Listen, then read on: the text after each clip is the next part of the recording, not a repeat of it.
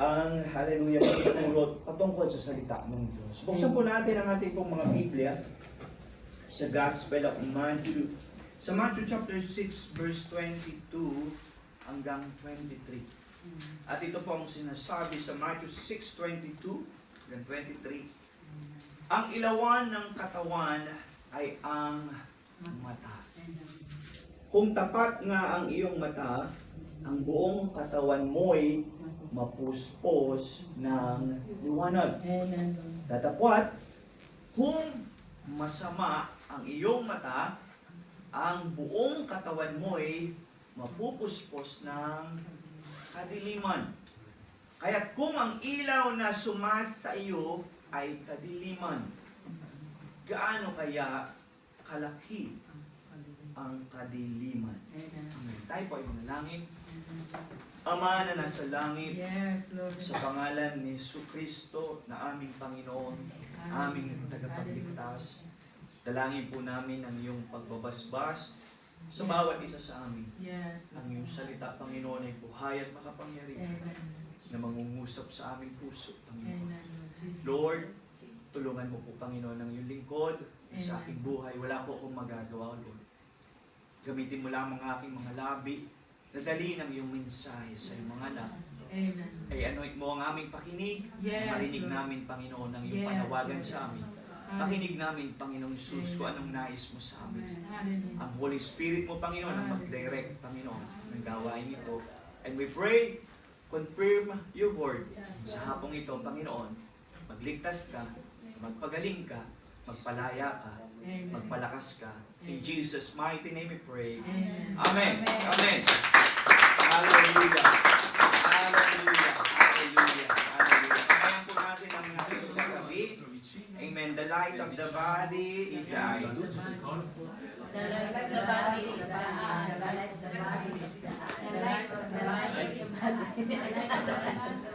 eye. The light of the body is the light of the body. Amen. Amen. Makapuna po tayo, mga kapatid. Salamat sa Diyos. Hallelujah. According to the commentary, sabi po ng commentaries ng isa pong Jewish New Testament na gumawa po siya ng komentaryo na siya po ay Hudyo at siya ay naniwala sumampalataya sa Panginoong Jesucristo. At siya po ay merong isinulat na commentaries. Ang commentaries po, mga kapatid, ay binibigyan nila ng paliwanag ang isang verses para sa mga nag-aaral, nagsusumikap na maunawaan ang salita ng Diyos, ay maipaliwanag nila sa pinakasimpleng paraan. Ilustrasyon, pagpapaliwanag, na maunawaan na nagbabasa o nag-aaral kung ano ang patungkol doon sa salita ng Diyos. At ito po ang aking natagpuan, mga kapatid. And I was surprised. No? Kaya salamat sa Panginoon. Tunay na ang salita niya, sabi, ikaw ay maghanap, ikaw ay makasusunod. Ikaw ay humingi, ikaw ay bibigyan. Ikaw ay kumatok at ikaw ay pagbubuksan. Amen. So sabi po niya sa kanyang commentary, the eye is the lamp of the body.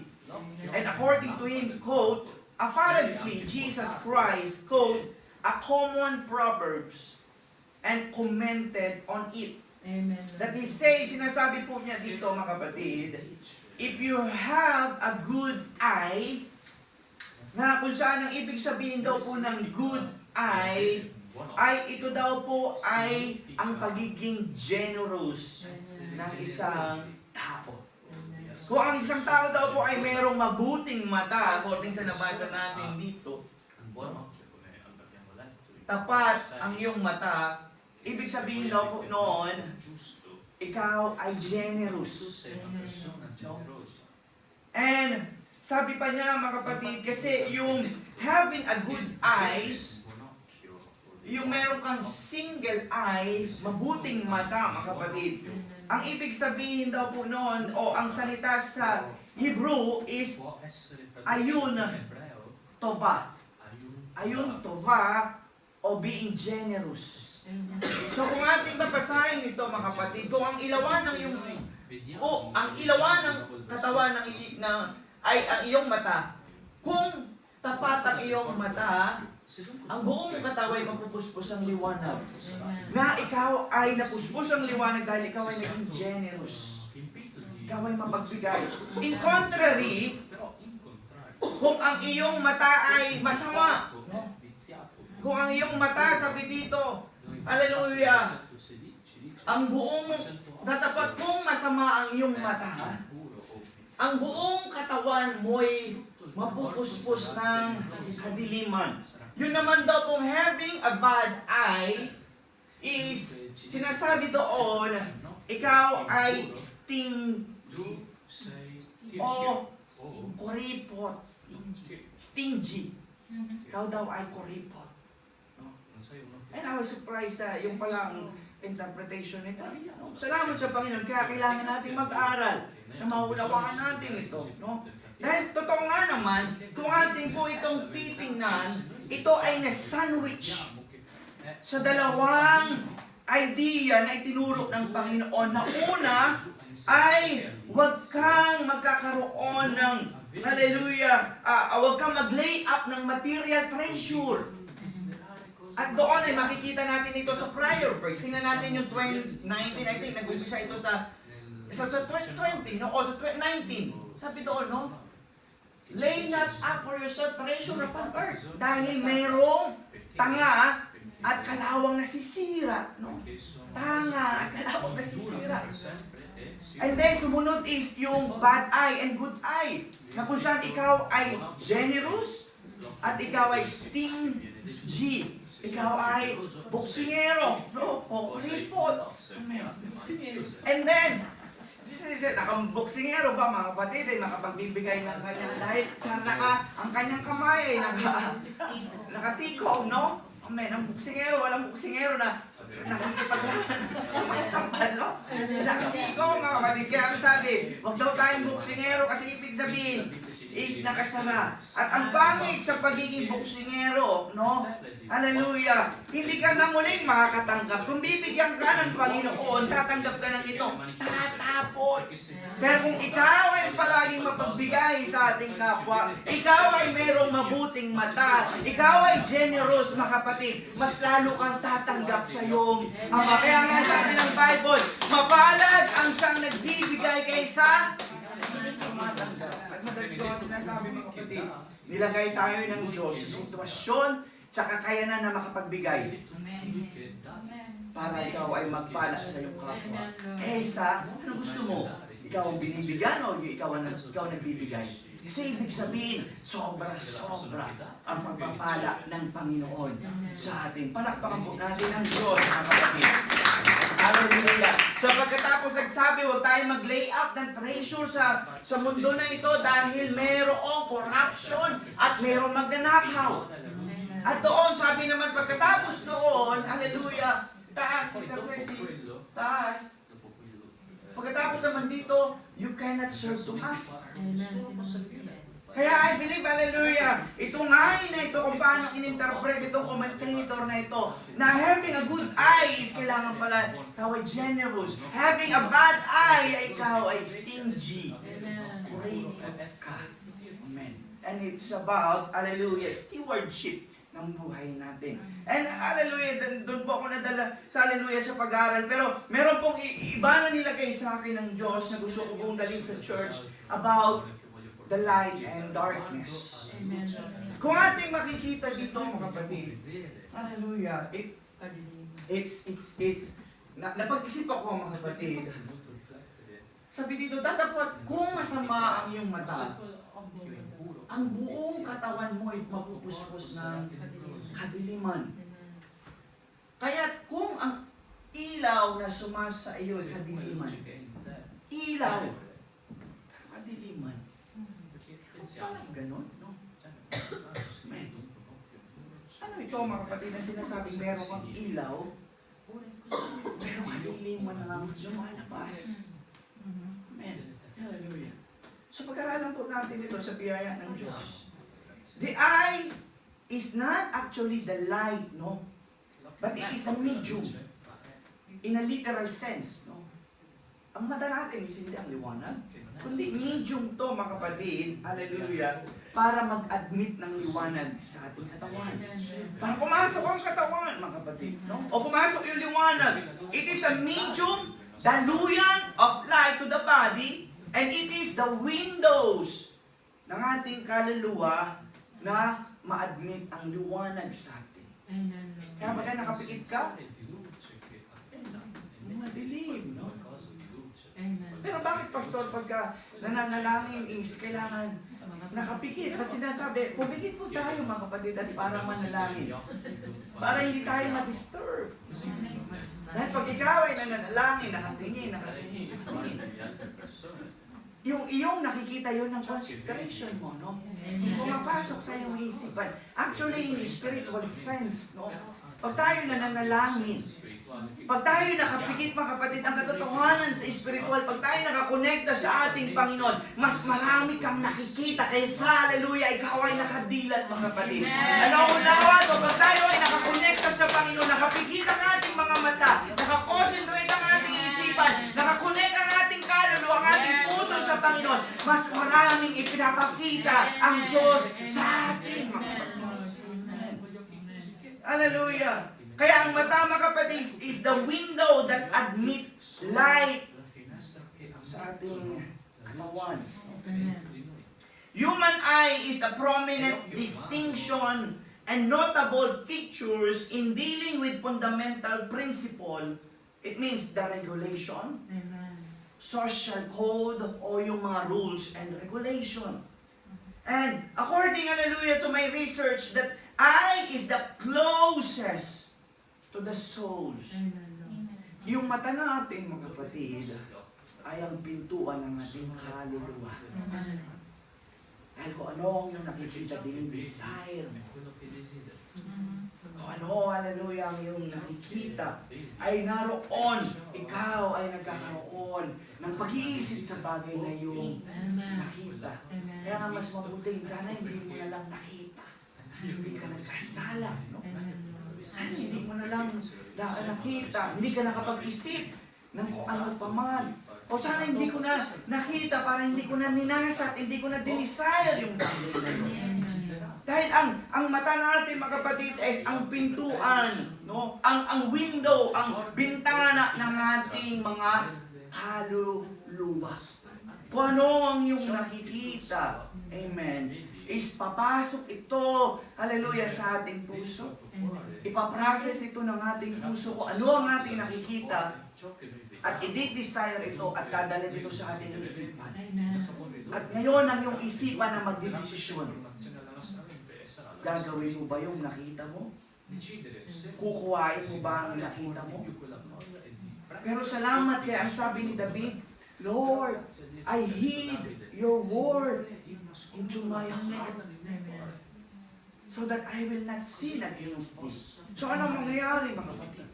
Nakita mo ang temptation, nakita mo ang iyong kahinaan, nakita mo yung bagay, hallelujah, na ikaw ay matetempt, hallelujah, na makagawa ng isang bagay na laban sa Diyos. Baka pag-isip ng masama sa iyong kapwa dahil sa iyong nakita na yon, magkaroon ng desire, hallelujah, na kahit hindi mo gusto dahil sa iyong mata, hallelujah, ito ay pumasok. Pero kung wala yung salita ng Diyos, anong sabi ng Bible sa puso? Ang puso ay mapang-daraya. Ang gwapo naman nun. Ay wala ang salita ng Diyos sa'yo.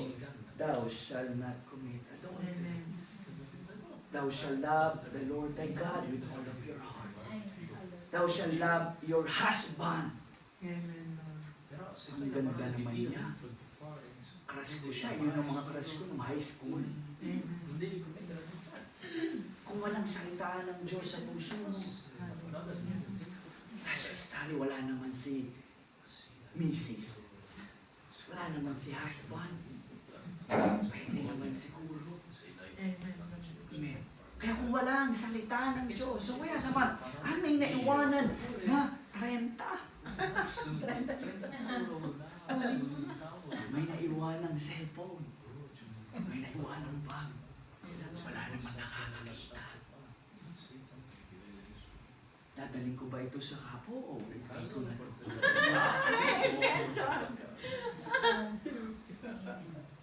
Pero dahil may salita ng Diyos sa puso mo, na napakinggan mo, sabi ng Panginoon, huwag kang magkukovit. Don't covet your neighbor's property. Amen. Huwag mo daw nasay. Hallelujah. Pag-aari ng iyong kapwa. Amen. Anong ituturo sa'yo? Kaya pag nakita mo yun, kailangan ko talaga ngayon eh. Ano na, Lord? Hindi ba ito yung sagot sa panalangin ko? Ano, hindi ba kami nakakabayad ng gas?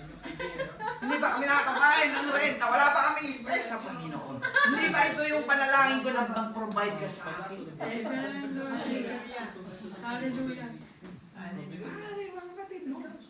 Pero dahil may salita ng Diyos na binabasa mo pagka ikaw ay libero, binabasa mo, haleluya, pag ikaw ay nasa bahay, haleluya, binubuksan mo ang salita ng Diyos bago ka matutulog, binubuksan mo ang salita ng Diyos pagkagising mo, bawat panahon sa iyong oras na may pagkakataon na buksan mo ang salita ng Panginoon at pag-aralan mo ito, yun ay nagiging pakinabang sa iyo, mga kapatid. Dahil sa panahon ng temptation, haleluya, sa panahon, haleluya, na araw yung pumasok sa iyong mata, sasalain yun ng iyong puso. Ang magi-strain doon yung salita ng Diyos. Amen. Parang yung gagawa ka ng, may ubo ka, may nangangati ang lalamunan, magle-lemonic ka, i-squeeze mo yung lemonic mo doon sa strainer, ano? Diba, strainer, hindi siya sasama doon yung buto, kundi yung katas lang. So, ganun ang gagawin ng salita ng Panginoon. Aalisin niya yung bagay na magkakasala kalaban sa iyong una sa Panginoon, sa iyong kapwa, at pahihirapan mo din ang iyong sarili. Kaya nga sabi ng Panginoon, hindi lang yung salita ng Diyos na ilalagay natin sa ating puso para hindi tayo magkakasala. With prayer. Kombinasyon to, mga kapatid. Para itong boto at tokwat amoy. Masarap, di ba kainin yung boto, tapos may tokwat baboy ka, no? O kaya naman ay meron kang yung kuntsinta sa kayema. Kuntsinta, o kaya naman ay yung inyog, no? Babaw. Ano pa bang mga kare-kare at bagoong. Yung kombinasyon, mga kapatid. Ang ang salita ng Diyos at ang panalangin ay yan siyang mag-nourish sa ating paglilingkod sa Panginoon. Kaya nga sabi ng Panginoon, no, manalangin kayo para hindi kayo papasok sa tentasyon. Bakit? Ano ba yan nangyayari? So kung ang salita ng Diyos, makakita ka ang iyong mata ng mga bagay na dinisire mo, na maaari ka magkasala. Kung walang salita ng Diyos, walang mag-i-strain, walang magpupuro, walang mag-asasala. Na ito ba ay kasalanan sa Panginoon? Ito ba ay makaagawa ka, masasaktan mo ang iyong kapwa, masasaktan mo ang ating Panginoon, at mapapalayo at madidestroy ang relasyon mo sa iyong kapwa-tao. At ang panalangin naman, mga kapatid, hallelujah, sabi ito ng Panginoon, manalangin kayo para hindi kayo papasok sa tentasyon. Hindi kayo papasok sa temptation. Bakit, mga kapatid? Pag ikaw ay nakagigit, dumadalangin ka sa Panginoon. Hinihiling mo, Panginoon, gabayan mo ko. Lord, hallelujah, katulad ng panalangin ng Moses, ipakita mo sa akin, Panginoon, ang iyong daan para makilala kita, Panginoon. Amen. Sa iyong pananalangin na yun, mga kapatid, ipapaunawa sa iyo ng Diyos ano ang magiging resulta kapag kinuha mo yung 30 euro na yun. Magkakaroon ka ng vision na nag-pass forward. Pagka kinuha ko pala na yung 30, masisira yung credibility ko. Masisira yung integridad ko. Na-test ka, 30 euro ka lang pala. Stella. Akala ko pa naman, pasimba-simba ka pa. Sa 30 euro ka lang pala, ay menda. Minsan, ang amo, mga lalo na yung mga bagong amo, no? Kapainang ka, chikwanta, 100. Wala, pang 100 euro ka lang pala, bibigay ka. Akala ko pasimba-simba ka pa. Pero dahil sa iyong pananalangin, mga kapatid, ikaw ay lalakad circumspectly. Kaya sabi ni Pablo sa Ephesians, walk circumspectly. Ang bawat desisyon mong gagawin, mga kapatid, ikaw ay hindi ka padalos-dalos sa iyong desisyon. Hindi ka padalos-dalos, 30? Lord, panalangin, ito ba yung blessing mo sa akin? O temptation ito sa akin? Ipapaunawa sa iyo ng Panginoon. Lord, ito bang bagay na ito, magpapalago sa aking pananampalataya. Lord, ito bang, hallelujah, blessing na ito ay magpapalapit sa akin. Ito bang pagpapala na ito, Panginoong Hesus, hallelujah, ay maglalapit sa akin sa paglilingkod sa iyo. O magpapalayo sa akin. Iingatan tayo ng ating Panginoon. Kaya nga sabi niya, mga kapatid, kaya hindi mo papasukin, no? Kaya yun ang sinabi doon, hindi mo papasukin yung temptation na yon. Kasi kung papasukin mo yung temptation na yun, pinaunawa na sa iyo ng Panginoon. Pag pinasok mo yung temptation na yan, unang-una, nasaktan mo ang Panginoon. Pag tayo po ay nagkakamali na tayo mga anak ng Diyos, hindi lang basta tayo na sinasabing makasalanan mo nagkasala. Nasasaktan yung puso ng Diyos. Nasasaktan siya, mga kapatid. Sinong magulang, mga kapatid, na nakikita niya ang kanyang anak na mali yung ginagawa? Nakikita niya yung kanyang anak sa ginagawa na yung patuloy niya sinisira yung kanyang buhay. Sinong magulang ang hindi nasasaktan doon? Ganon yung pakiramdam ng Panginoon. Pag tayo ay nagkakaroon ng sarili nating pag-iisip, mali na dapat sundin natin yung kanyang kalooban, na dapat sundin natin yung kanyang, hallelujah, daan. Pero tayo ay nagkakaroon ng desisyon sa ating sarili. Pinipili natin yung karunungan natin. Hindi lang tayo basta nagkakasala sa Diyos, nasasaktan natin ang puso ng Diyos. Yun ang una. Pangalawa, nasisira yung relasyon natin sa ating kapwa. Hindi nagawa, pumasok ka doon sa temptation na yun. Hindi mo lang nasaktan ng Diyos. Ano man yung gagawin mo doon na laban sa iyong kapwa, sisirain mo yung relasyon mo mabuti sa Kanya. Paano? Grabe pa naman tayo magbalutan ng buhay, mga kapatid. Grabe pa naman tayo magtimbang sa ating kapwa. Napakadaming ginawang mabuti. Pero dahil sa maliit, nagalapis, naguhit na pagkakamali, yun ang tinitingnan kaysa sa gabundok na ginawang kabutihan. Ganun tayo mag-judge. Amen po ba, mga kapatid? Ganun tayo mag-judge, mga kapatid. Hallelujah! Kaya, pag tayo nananalangin, mga kapatid, ipapaunawa sa iyo ng Diyos na pag ikaw ay pumasok sa temptation, masasaktan ko ang Panginoon. Mapapalayo ako sa presensya ng Panginoon. Mawawala yung kagalakan ng aking kaligtasan. Pag tayo umiibig sa Panginoon, mga kapatid, hallelujah, at inuuna natin ang kanyang katwiran, inuuna natin ang kanyang kaharian, mga kapatid. Napakahalaga sa mga anak ng Diyos, hallelujah, ang kagalakan ng ating kaligtasan. Iingatan mo yan, mga kapatid. Ayaw mong mawala yan. Yeah, dahil yan yung inspirasyon mo. Yan yung pagluhod mo pa lang, hallelujah, ay nararamdaman mo na ang presensya ng Panginoon. Bumabiyahe ka pa lang, baka nagpa-plancha ka pa lang ng damit mo sa linggo, ay napipil mo na ang presensya ng Panginoon. Nasa trabaho ka pa lang, umaawit ka na, hallelujah. Ano kaya ang aking, hallelujah, pagpapalakpak sa Panginoon? Ano kaya ang aking patutuon na ibibigay sa mga kapatiran na ako'y pinagpala ng Panginoon? Dahil alam mo, pagka ikaw ay nasaktan mo ang Diyos, nawawala yung kagalakan na yun. Nagiging, parang ayoko munang umaksip. Pastor, hindi yata ako makakasimba. Nawawala na yun. Dahil dun sa kasalanan na yun. Amen. Hindi ka lang nasaktan ng Diyos. Maaaring masira ang relasyon mo sa iyong kapwa. Pabibigatan mo ang iyong sarili. Ito yung mga kapatid. Dahil lang dun sa 30 euro. Na kung hindi natin alam ang mangyayari, consequences sa buhay natin, maaari mong kuhain. Amen. Pero yung tatlong, hallelujah, bagay, hallelujah, ay bibigyan mo siya ng halaga. Yung relasyon mo sa Panginoon. Yung relasyon ko sa aking kapwa. At bakit ko pagbibigatan ng aking sarili? Sino gumawa ng masama sa kanyang kapwa at masayang masaya? Kahit gaano kasama ang tao, mga kapatid, pag siya ay nakagawa ng masama sa kanyang kapwa, I do believe, Lungkot. malungkot yung tao. Amen.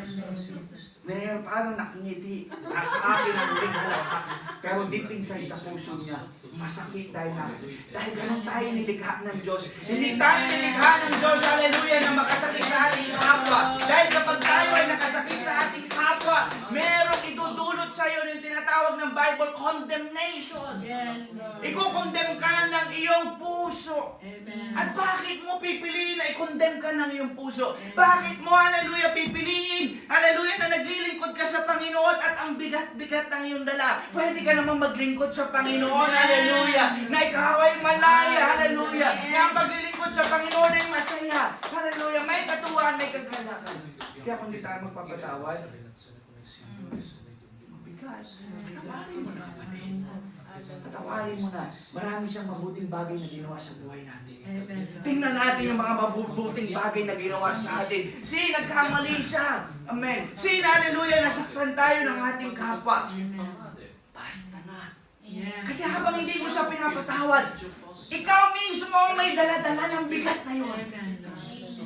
Ang sabi ng Panginoon, kung hindi ka marunong magpatawad, Amen. hindi kita patatawarin. Yes. Kaya yung kaligtasan, hallelujah, ay nakabase din sa atin, mga kapatid. Amen. Kung marunong ka magpatawad, marunong magpatawad ang iyong Ama na nasa langit. Mali mo bang palakpakan ng Diyos, mga kapatid? Hallelujah. Sa ating pong buhay. Hallelujah. Praise God. Kaya kung ito ang unawa natin, mga kapatid, Hallelujah. hallelujah, na ang paglilingkod sa Panginoon ay mayroong assurance of salvation, not eternal salvation. Yes, Lord. Assurance. Assurance na habang tayo ay nagtitiwala sa Panginoon, habang tayo ay nagpapasakop sa kalooban ng Panginoon, habang tayo lumalakad, hallelujah, sa daan ng Panginoon. Ano man ang darating na pagsubok, ano man ang kabigatan o bagyo na darating, tiyak ang kaligtasan mo, kapatid. Amen. Kasi ito yung sinabi ng Panginoon sa Philippians, mga kapatid. Sa Philippians chapter 1 verse 6, tingnan po natin. Sa Philippians chapter 1 verse 6, Amen. na ako'y may lubos na pagkakatiwala sa bagay na ito. Yung pagtitiwala ni Pablo ay lubos, mga kapatid. Ano yung bagay na ito na pinititiwalaan ni Pablo? Sino si Pablo? Siya si Saulo, ang persecutor ng church. Amen. Ang nagdadala, hallelujah, nagkukulong, nagpa-persecute ang mga sumusunod kay Kristo. Amen. Amen. Ano yung pinagtitiwalaan ni Pablo na ito, mga kapatid? At lubos niya ang pinagtitiwalaan. Na ang nagpasimula sa inyo ng mabuting gawa.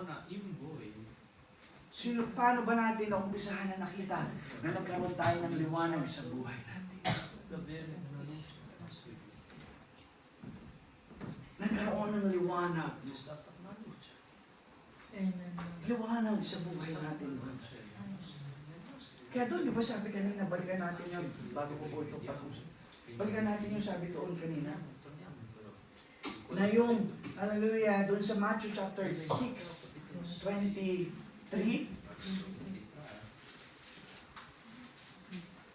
6:23. Datapwat, kung masama ang iyong mata, Amen. ang buong katawan mo ay mapuspos ng kadiliman. Kaya't kung ang ilaw na sumasa iyo ay kadiliman, gaano kaya kalaki ang kadiliman na ito, mga kapatid? Walang liwanag. Masama ang mata. Hallelujah. Ipagkita natin ating mata po. Babalik kayo sa... Hallelujah. I don't know kung kaya ni Sister Gladys ang makabalik doon sa tahanan nila ni Brother Lucky na nakapikit siya. Lalabas dito. Hallelujah. Tatawid ng kalsada. Sasakay ng train. Hallelujah. Itatantya ito pa. 100 step. Nasa istasyon na ako. 300 step. Nasa binaryo. 500 step. Nandun na ako sa bahay. 3 turn. 5 liko. Sa bahay na ako.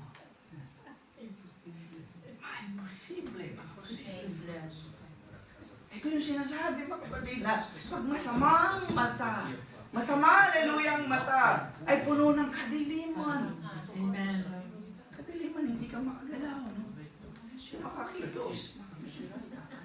Amen. Maaaring makakilos ka pero hindi ka sigurado. Gusto ba natin yung buhay na hindi ka sigurado? Hallelujah. Mahirap no, mga kapatid. Suntok sa buwan, away na to, pwede na kung ano mangyari. Kaya walang nangyayari. No? Kaya suntok sa buwan, mga kapatid. So anong gusto pong ituro sa atin dito ng Panginoon?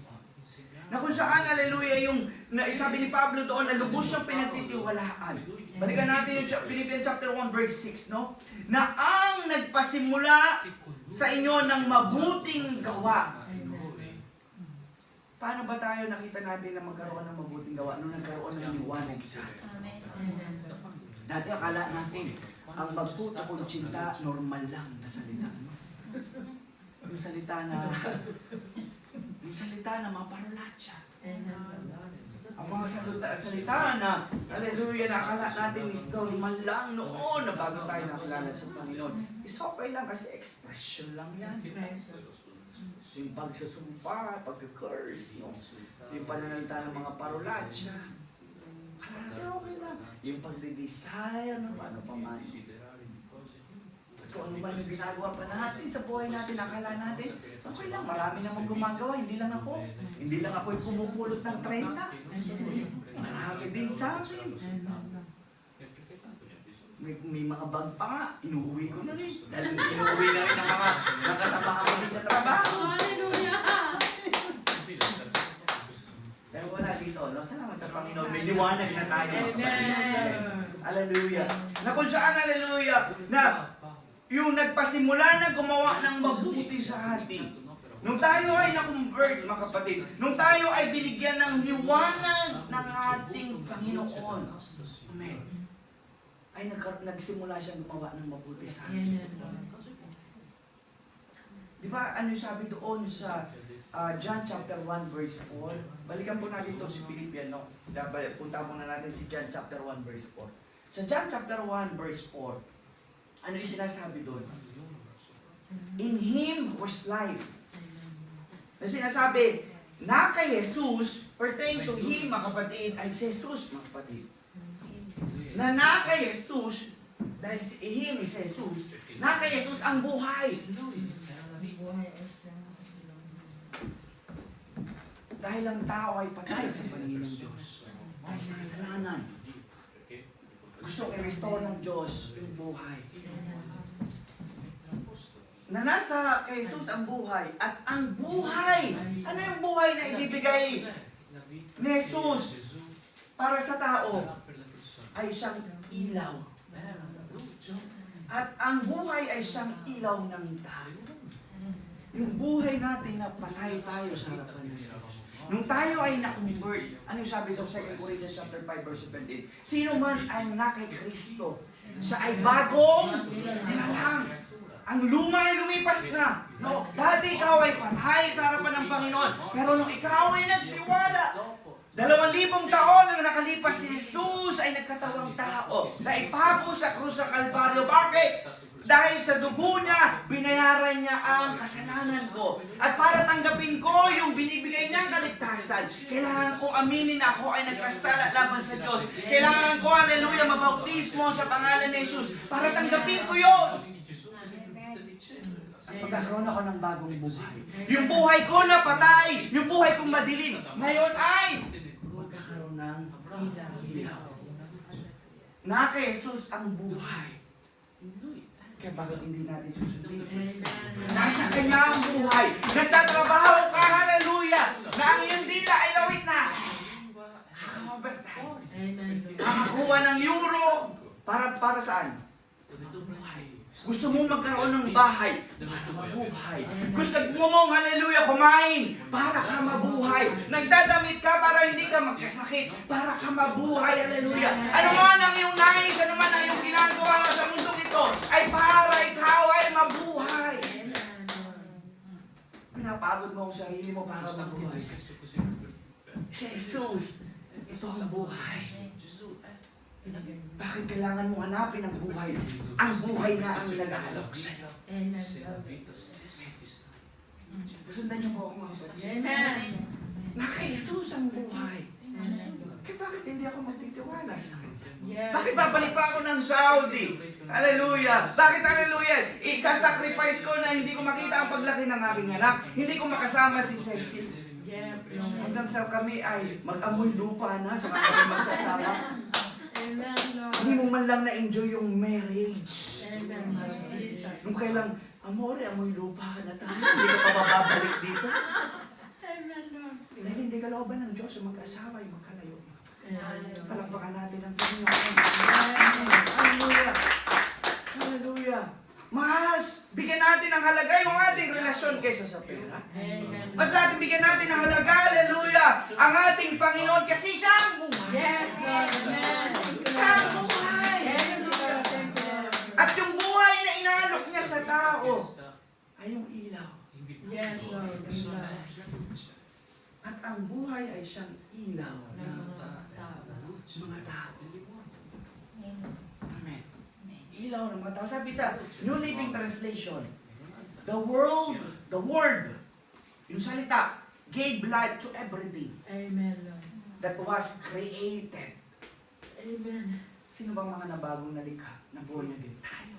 Amen. Nagtiwala sa Diyos. Yes, Lord. Binigyan niya tayo ng buhay. Amen, Lord. Yung ating spiritual death, Amen, Lord. nagkaroon din ng revival. Amen. Nabuhay tayo sa harapan ng Diyos. Amen. At ngayon ay nagkaroon tayo ng liwanag. Amen.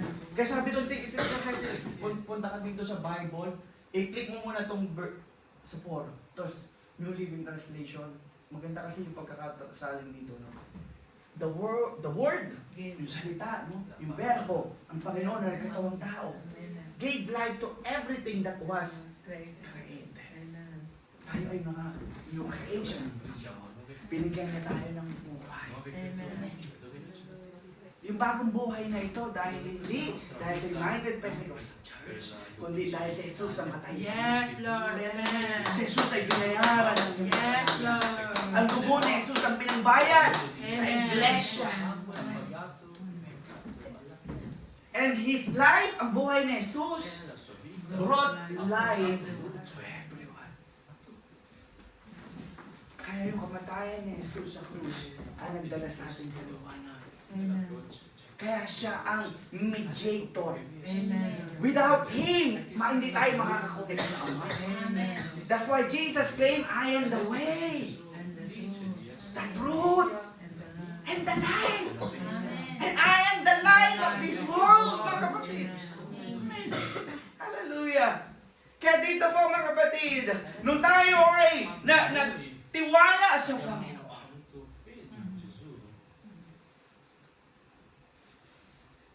nagsisi sa ating kasalanan, nabautismo sa pangalan ni Jesus, Amen. tinanggap natin ang Holy Spirit. Amen.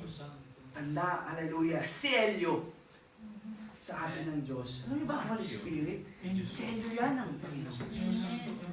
Kaya si Satanas yung darating na 666, mga kapatid, yung darabing tatakan daw, tatak mark of the beast.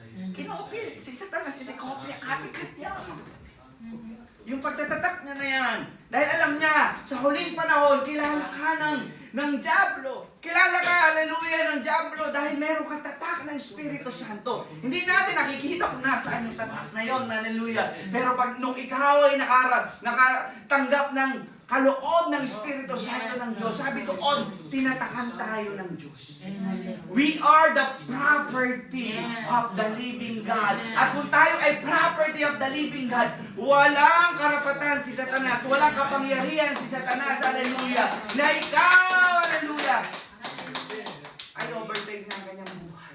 Naroon ang pag-iingat ng Panginoon. So, dahil kay Jesus nagkaroon ng liwanag, yung kanina ang sabi ng Panginoon, kung ang iyong mata ay masama, punong-puno ka na ng kadiliman. Gaano kaya kadilim yun? Gaano kadilim yung buhay na yun? Yung buhay na hindi naglilingkod sa Panginoon. Amen, Lord Jesus. Hallelujah. Ang buhay, hallelujah, na hindi dumidepende sa Diyos. Dumidepende sa trabaho. Dumidepende sa salapi.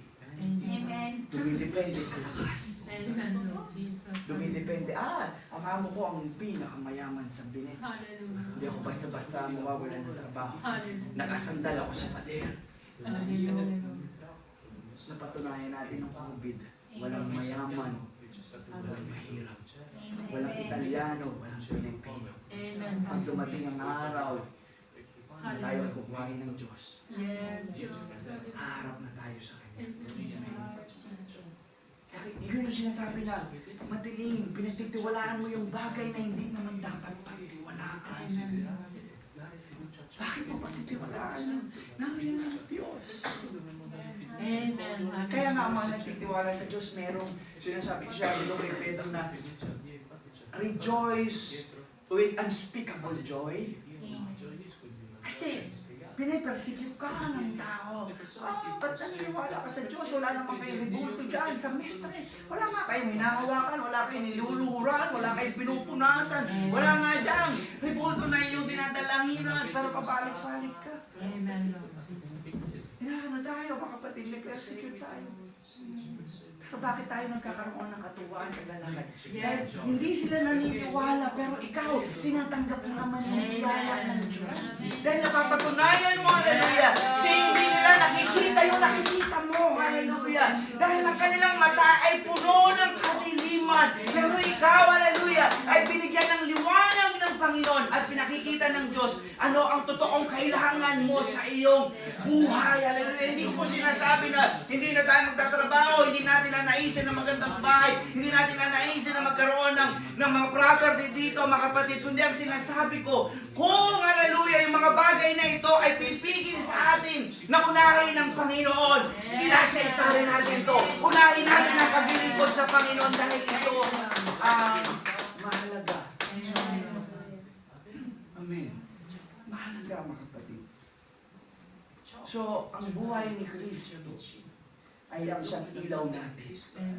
Kaya sabi ng Bible, if God is for us, who and what is against us? If God is with me, to whom shall I fear? Dahil walang kadiliman na magpapadilim sa iyo. Yes, Lord. Kapag si Jesus ay nasa buhay mo. Amen. Amen.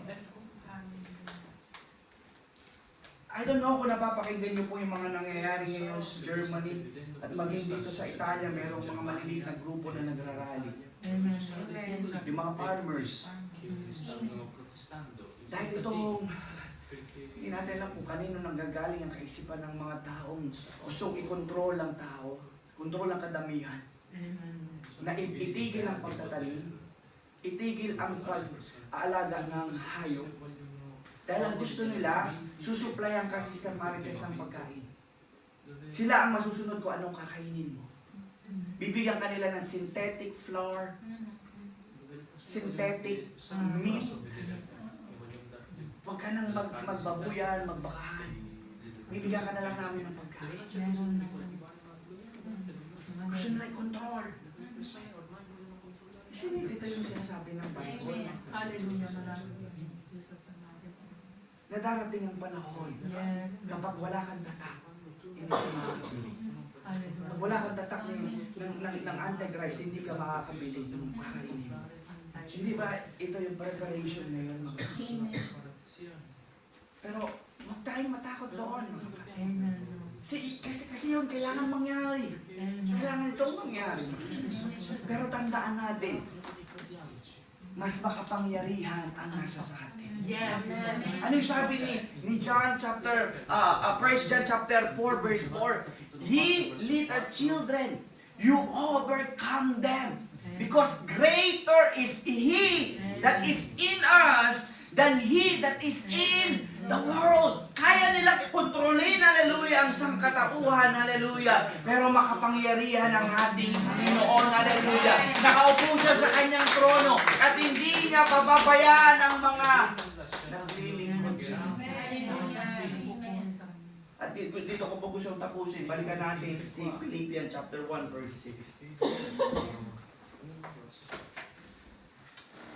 yung assurance ng kaligtasan. Si Antichrist dadating.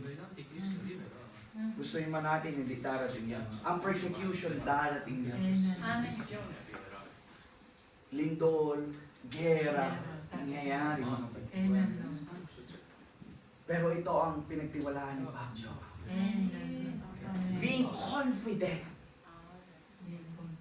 of this very thing. Meron sigurado si Pablo, mga kapatid. Sigurado siya sa sinasabi niya na ito.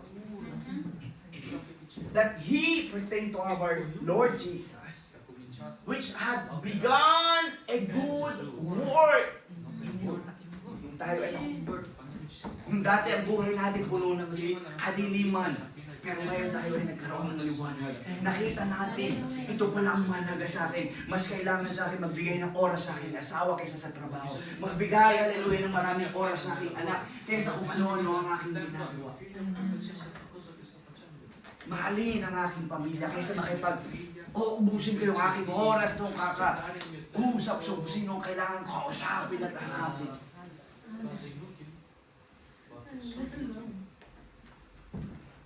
Binigyan tayo ng liwanag.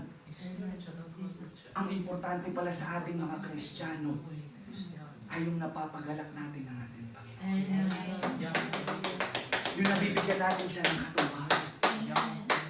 Because the joy of the Lord is your strength. Bakit pa tayo bumibili ng masasarap na pagkain? Bayo pa yung prutas natin kasi alam natin, mas yung bayo, no? Mas masarap, mas matamis. Iba ang lasa ng bayo, mga kapatid. Sa glutina pa yung kinakain natin, no? Tapos ang karne natin, baka, hindi baboy. Dahil para less cholesterol. Umiinom tayo ng juice, hindi yung basta juice lang, isprimuta talaga. Puro, gusto mo, fresh talaga. Dahil gusto mong lumakas. Alam natin yun, nakasito ang ating isipan, no? Kaya ka nagtatrabaho para mabili mo yun. Amen. Priority mo yun. Pero sa ating Kristiyano, in spiritual life, alam niyo dapat ano ang priority natin? Seek ye first the kingdom of God and His righteousness. Ano yun?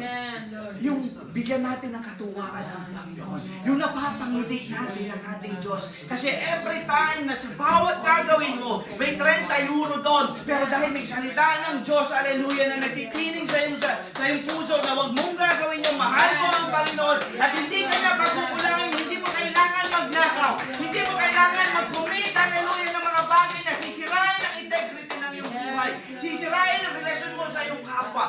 Siya ang mag-provide. Hayaan mo siya ang mag-provide. Amen. Dahil siya, hayaan mo ang Diyos na maging Diyos sa buhay natin.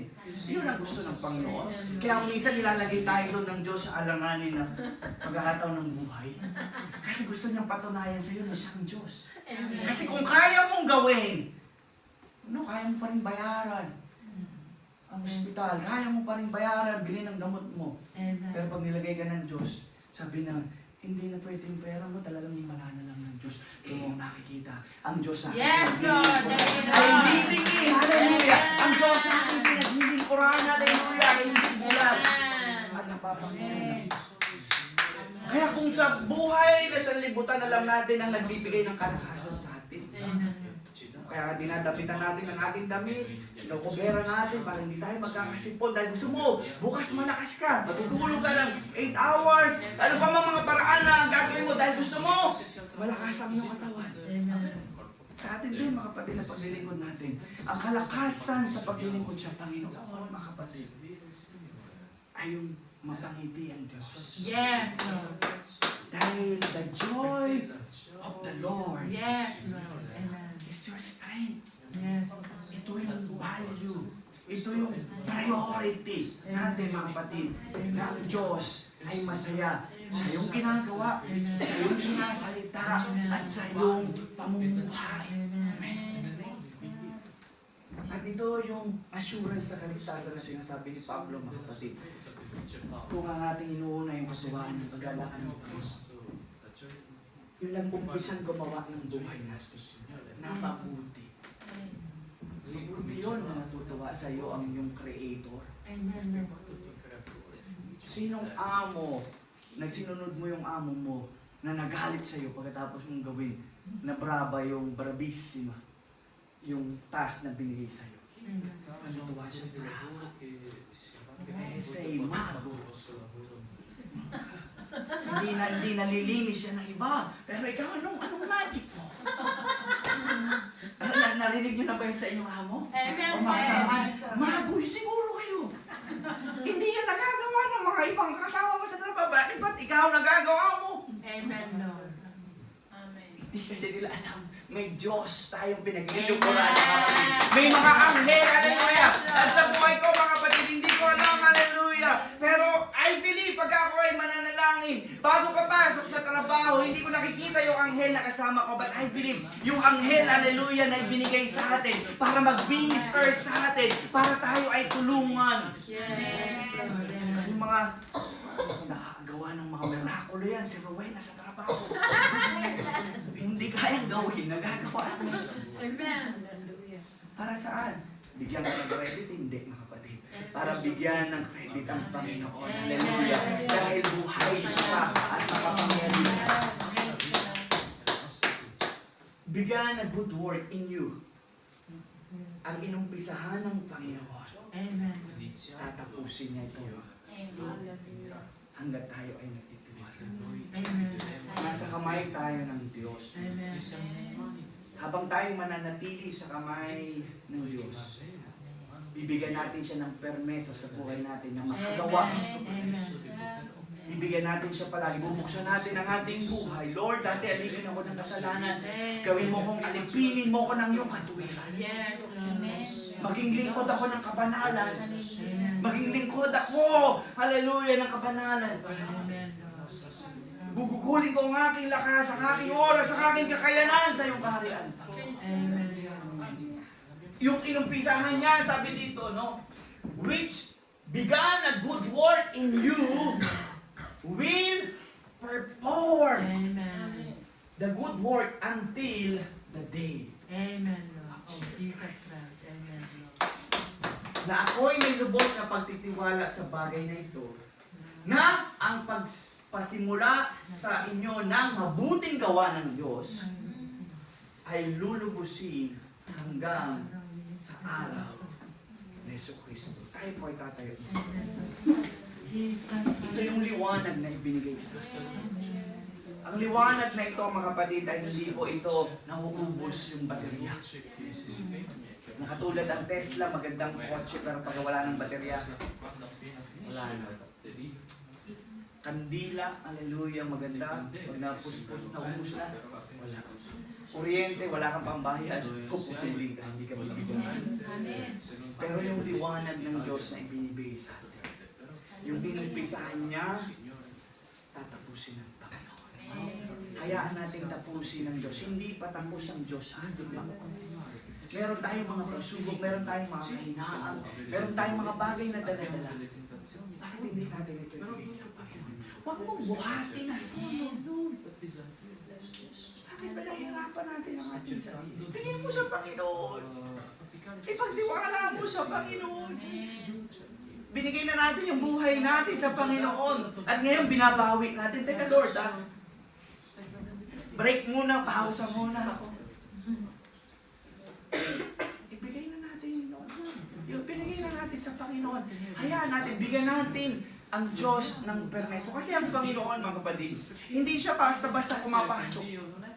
Hindi siya magtatalasipas sa'yo. Bigyan mo siya ng permeso. Lord, I open my heart, my soul, my family. Panginoon, ito ang problema ko. Panginoon, ito ang kahinaan ko. Panginoon, ito ang aking daladala. Panginoon, ito ang aking bigat sa buhay. Ang iniisip ng aking isipan na hindi ako makatulog. Hindi ako makapagbigay ng kapayapaan sa akin. Ibigay mo lahat sa Panginoon. Mga bagay na sa puso mo, nagkukondem sa'yo. Ibigay mo sa Panginoon. Tugtog ng Diyos. Bibigyan tayo ng kapayapaan. Bibigyan tayo ng kapayapaan ng Panginoon. Sa kanyang Espiritu Santo. Kaya nga ang pangalan ng Espiritu Santo, Comforter. Iko-comfort ka ng Espiritu Santo. panahon ng ating pananalangin. Sa panahon ng ating paghahanap sa Panginoon. Amen, Lord. Sa panahon na akas. Sa panahon na hallelujah, na tayo ay nauuhaw, nagugutom sa Panginoon. Amen, Lord. Bakit hindi tayo lumapit sa Diyos? Amen, Lord. Bakit hindi tayo, hallelujah, Hallelujah. pagtiwala natin ang ating oras sa Panginoon? Bakit hindi natin ibigay, hallelujah, ang ating buhay sa Panginoon? Amen. Bukas ang altar, mga kapatid, hallelujah. At tayo po ay sama-sama Hallelujah, lumapit. Lord. At magkaroon ng pananampalataya. Sabihin natin ano man ang ating problema sa eskwelahan, o sa bahay, sa iyong karamdaman, aminin natin ito sa Panginoon. Ang Diyos ang magbibigay ng katapusan, kapahingahan sa buhay natin.